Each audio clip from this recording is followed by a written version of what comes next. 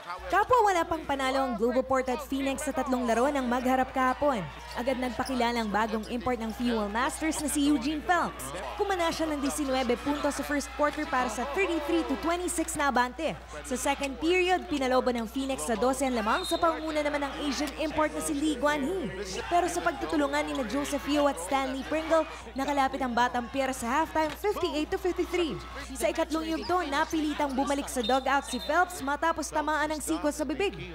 Bago matapos ang quarter, nabawi na ng Globoport ang lamang 72-70 salamat sa 17-4 run. Pringle, thrash, dropped in and there is the lead.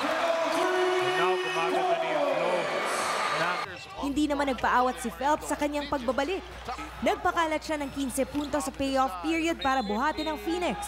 Hindi na nakalapit pa ang Batang Pier at dumiretso ng Fuel Masters sa unang panalo sa conference 120-107. Aminado naman ako na I'm up against better coaches, more experienced coaches. But, you know, we had good runs in the first 3 games. We just couldn't sustain our momentum. But you know, I'm happy with how our young players are developing. Nagtala ang 26 anyos na si Phelps ng 52 points, 16 rebounds at 6 assists. Kahit pa pumutok ang kanyang labi at kailangang bunutan ng ngipin. No, I'm used to it. It happened to me 2 times, one time in Mexico, one time in Puerto Rico. So I know how to play through it.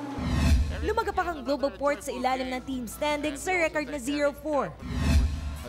Sa second game, high-scoring ang simula ng tapatan ng Star at San Miguel.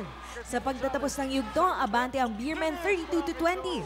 Sa halftime, pinalobo pa ng defending champions sa lamang sa 17, 56-39. Nagpatuloy sa pagdomina ang San Miguel sa ikatlong yugto. Binuksan ng hot shots ang final period sa 13-5 run para makalapit sa 5, 88-83. PJ Tumres. Ayun!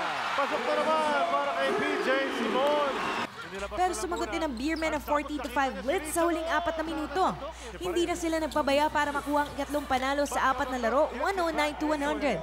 Kumana si Easy Reed ng 34 points at 11 assists. Aminado siyang naging mahigpit siya sa kanyang mga kakampi nitong mga nakalipas na araw.